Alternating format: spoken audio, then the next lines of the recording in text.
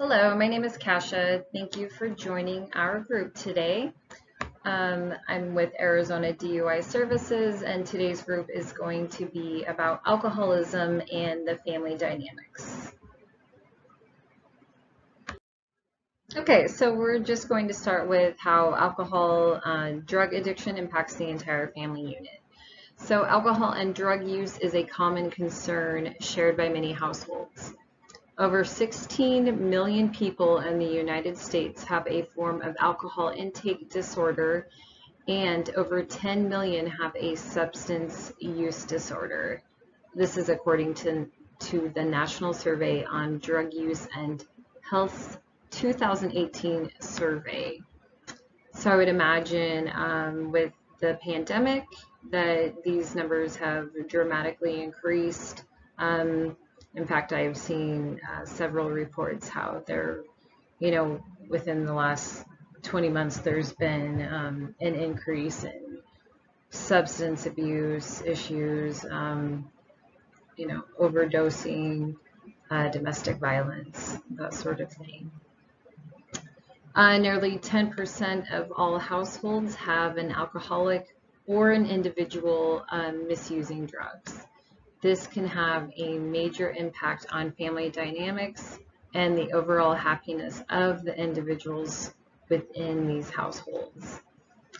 So addiction, and what I'm trying to get across is addiction impacts the entire family. It's never just the person that is actively using. So some of the things that can happen within a family where there's addiction is there can be financial problems. So the person that's using, they may prioritize their spending on their addiction, rather than the needs of their family, like the basic necessities, food, shelter, care, things that the children need. Because of the person's addiction, that will be, unfortunately, their priority. Another thing that can happen with addiction in families is we'll see damaged relationships with both family members as well as friends. Alcohol can also increase aggression, and so this will also continue to strain relationships in that family unit. And this will also lead to physical and emotional abuse. So in a World Health Organization survey, nearly 55% out of 24,000 individuals expressed that the intake of alcohol was the cause of domestic abuse. And then the last thing that I wanted to cover was the effect that addiction has on children.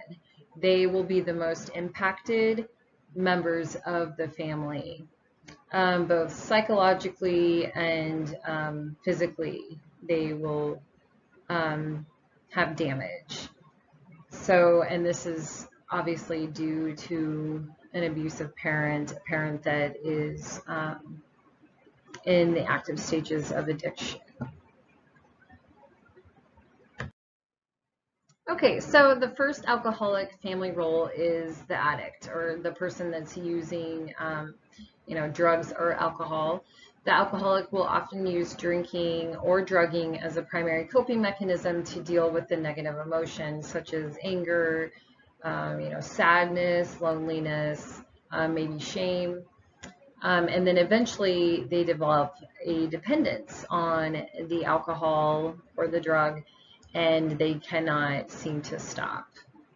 Since alcohol plays such an important role in their life, they will typically prioritize it over their family and even manipulate others in order to continue using. This alcoholic family role is particularly destructive to the family unit. So again, this is the person that is actively using, and it'll look different for each person in the addiction, but you see a lot of anger. You can see isolation, a lot of isolation, and even sadness. Again, trying to cope with those negative feelings, and they to the point where they cannot stop using the substance. Even when there's consequences, they can see that there's consequences that are happening because of their using. And even with family members or friends, like telling them and asking them to get help, but they just cannot. They cannot stop. All right, so a little more about the enabler. This is the person that is usually, in denial that the addict in the family has a problem. They typically deflect the problem by shielding the person that's in the addiction and from the consequences of their actions. So again, like they do a lot of covering, a lot of lying, a lot of justifying. And the enabler will often adopt a diplomatic role and try to keep a happy balance within the whole family while simultaneously protecting the person that is using. So this completely throws a wrench in the family dynamics of a household afflicted with alcoholism, because it creates a constant back and forth between recovery and a deeper plunge into alcoholism. If the alcoholic is never forced to face their consequences of their drinking, they will never actively seek out alcohol addiction treatment. So, oftentimes this is usually a spouse, a parent, and again, you love that person so much, and there can be like a fear that develops, oh my gosh, like if they don't have this, like, what's going to happen, whether it's withdrawal symptoms, temper. So with that, the, physical symptoms, and then also mood swings. Some people get very angry if they do not, have their drug of choice. So again, the enabler, they want to like smooth things over and, again, like make it appear that everything is okay, from the outside. So, all right, we will go to the next one. Okay, so the next family role we're going to review is the scapegoat. So the scapegoat is also referred to as the black sheep. It's usually a person that gets blamed for everything. The scapegoat can seem defiant, hostile, and angry. The family member usually projects the feelings of anger and frustration with the person that's using onto others, and then sometimes they will act out. And they'll, act out at school, work, family gatherings. The scapegoat could also perpetuate the cycle of addiction in the family because they may turn to drugs and alcohol during their teenage years. When scapegoats get older, males tend to act out in violence while females engage in promiscuous sex. So again, this looks different for everyone. And all of these roles, I know, like for myself and my family, when I was a child, I was more of probably like the lost child, which we'll be reviewing soon in depth. And then as a teenager, I definitely moved into the scapegoat. So,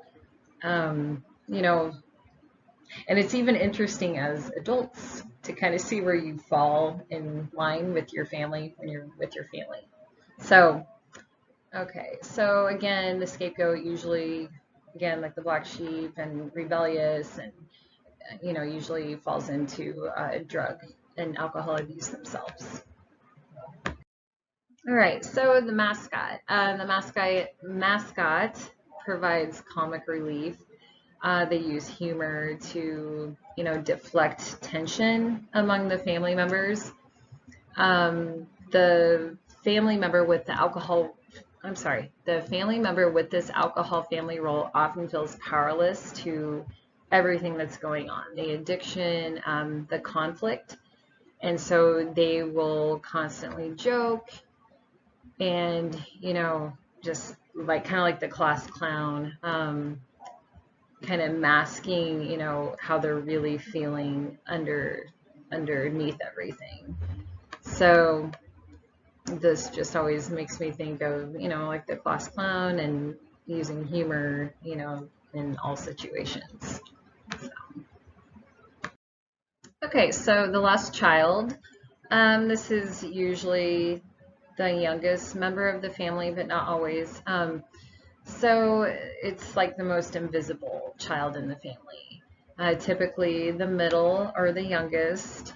They are not known for seeking attention and they fly under the radar as a result, again, keep to themselves, want to keep the peace, out of sight, out of mind kind of thing.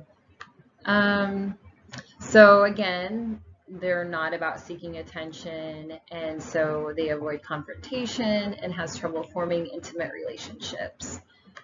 So they'll seem very withdrawn, and they cope with stress by adopting, just activities that they can do independently and that do not require a lot of interaction. So again, like I can relate to this one as a child, as a middle child. And so I have very extroverted siblings. And so I just kind of, I wanted to lay low. And I was very shy, very quiet, painfully shy. So that's how I coped, and I had 3 other siblings, but and we played a lot. I do remember, like we had so much fun together. But I also remember like not minding, doing things where it was just me and I could like escape, like lay low from like the chaos that was going on. So okay, so the hero in this role, this is usually a child that's like the overachiever, a perfectionist, and they try to instill like a normalcy to the family through their achievements. So this is usually more the oldest child. So they definitely, they can sometimes overwork themselves or,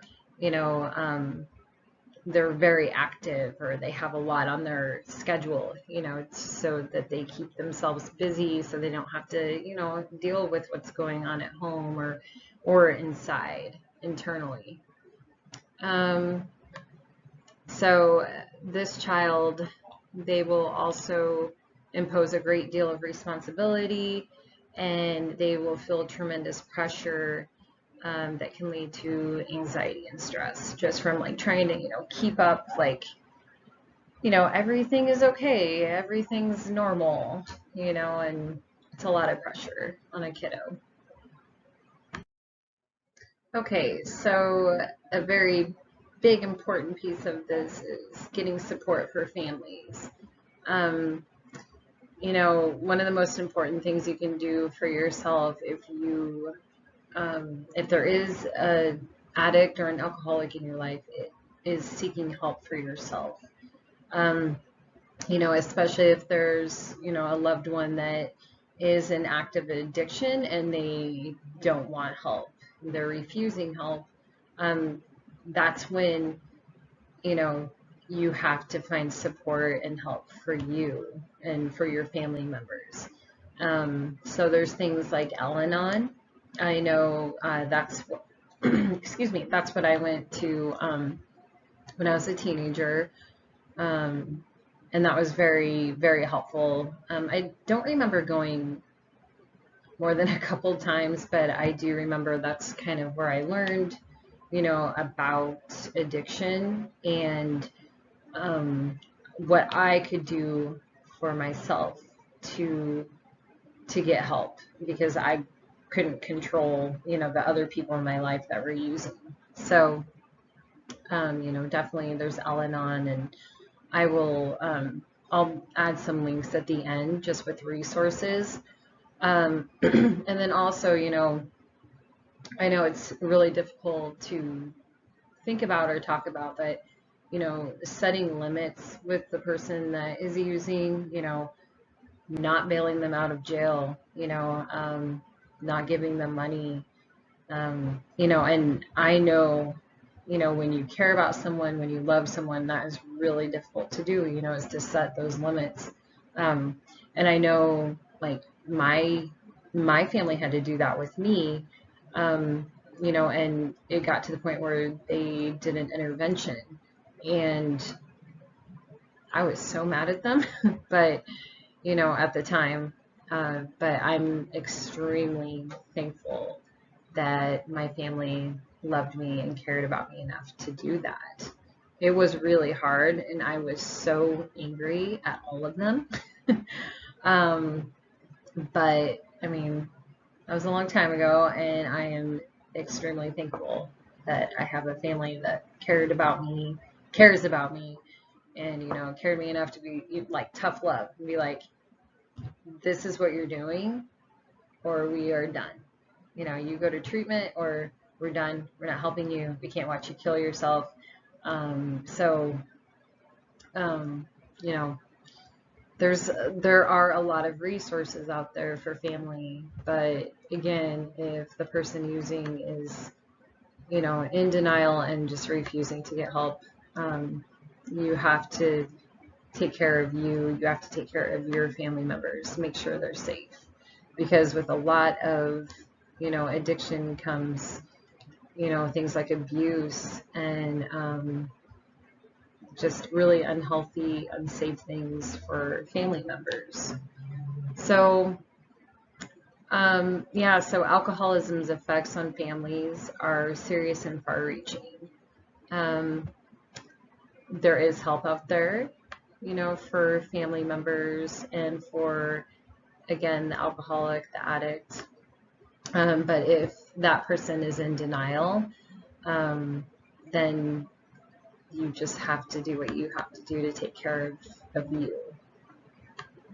And that doesn't mean, you shut them off completely or you don't love them.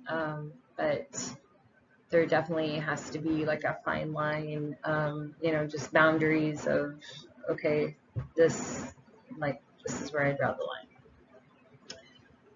But I know that's easier said than done.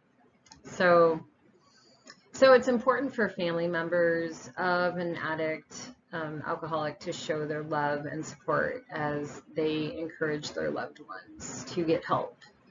Judgment and blame are not helpful or healthy at this point.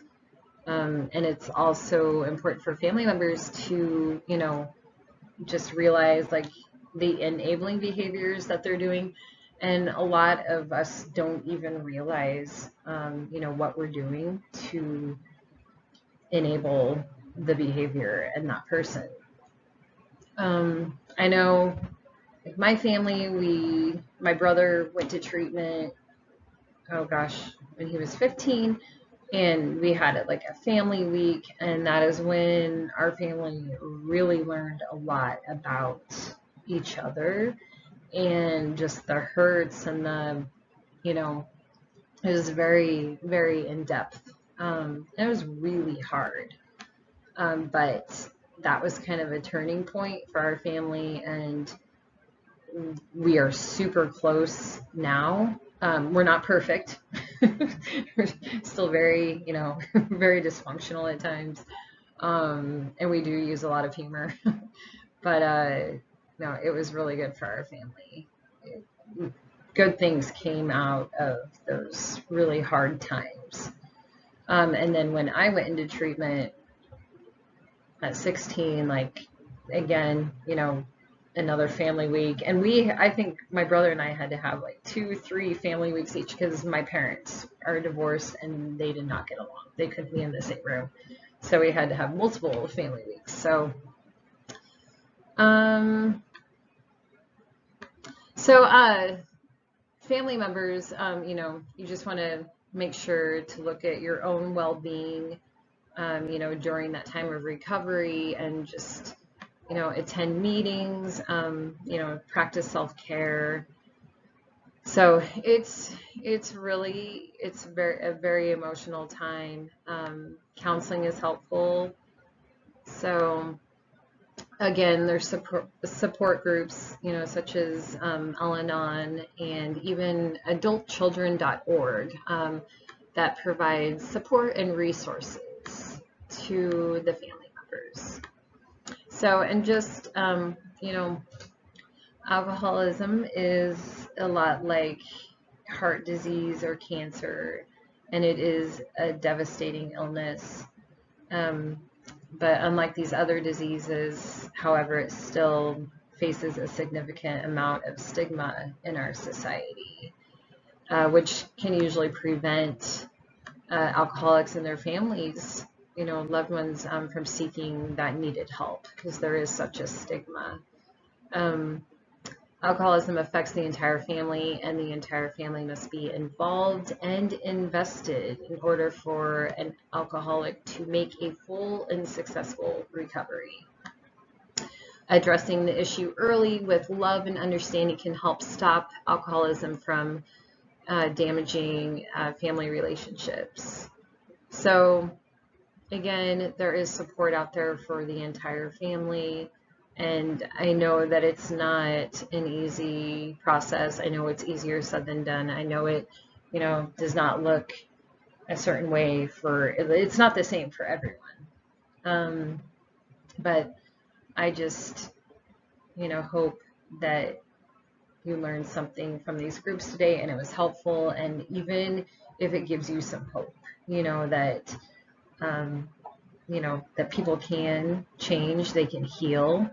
And that's why I guess I always share a little bit about my recovery story and my family, to let you know that, like, it really does exist. And, I'm very open. I just think there's a connection when we share those things with people, and it's, very like, oh, you too, and we connect that way. So anyway, I will provide some links at the end just for additional resources, but please remember that there is hope, and there's healing that can be done, and no one is ever too far gone. There's a lot of hope out there. So anyway, I hope you enjoyed this group, and thank you.